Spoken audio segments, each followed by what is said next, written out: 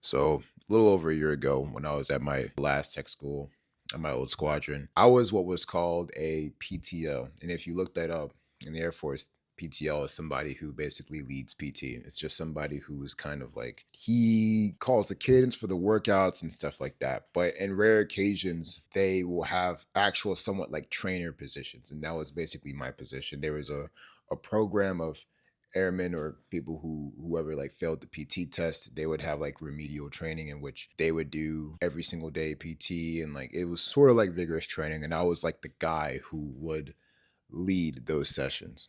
It was a special kind of nuanced position. But anyway, point is was they had to do push-ups. And most people could not do push-ups. And I actually see this as not just military, all right? I'm not shitting on the force or anything like that at all. But most people can't actually do push-ups. And the way I see people do push-ups is they will probably flare their elbows out all the way to the side. And the way I corrected them was you have to go along the striations of your muscles. The best way to get the contraction for your muscles is to go along the striation. When I gave them this tip, actually a lot of them ended up improving. A lot of them ended up getting stronger and whatnot. But that's just basically what I want to talk about today.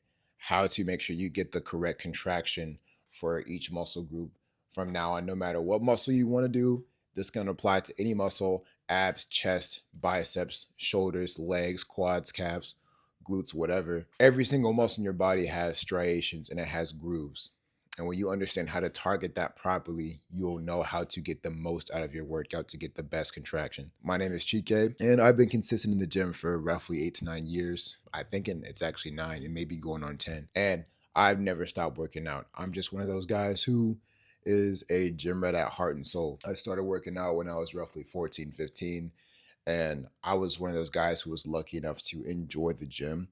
And I was also one of those guys who was disciplined enough to stick to the gym and stay consistent without even skipping for no more than a month or even a couple weeks. And today I want to talk about striations in the muscle. So let's get into the video. So you want to make like contact with the striations of your muscle. So as you can see here, I drew on my chest the actual chest striations that I have. This is my legitimate striations. When I flex enough and I look at my chest, you can see that there are tiny little striation patterns in the muscle. The way to target those muscles properly is by going parallel with the striation. When you look at your striations, they're like this sort of curve. So if I want to target the middle part of my chest, I'm going to go against the striation. What about my upper chest? If I want to target the upper part of my chest, I want to go along the striation. When you actually look at the chest, though, this is funny, and this is why I clown on people who do push-ups like this. The striations of your muscles of your chest are actually kind of diagonal. That's why when you do push-ups, your push-ups want to kind of be, you want your elbow joint to be not at a 90, but at a 45. That's actually the best way to get the contraction in your chest. But most, when you look at actually most striations, at least in the upper body, they're actually angled. The body is a fluid sort of machine. It's not something that's just you're not made out of Minecraft blocks, right? Check the striations in your body. The biceps kind of have like a more vertically angled striation. So obviously when you pull and you contract in that motion, your muscles will contract. But what if it's hard to get in these movements? What if it's hard to have your shoulders at an angle? Because I've heard excuses of people saying, "Oh, well, this feels kind of weird. It just feels better when I do it this way."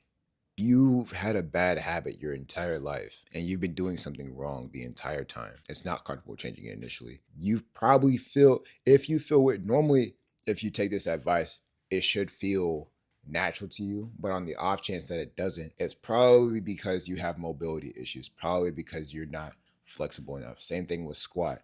When you get into a deep squat, people don't squat straight down with their legs completely parallel.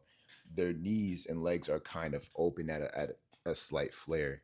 But if you can't sit in that position, it's because you have poor ankle mobility. It's the same thing with the chest.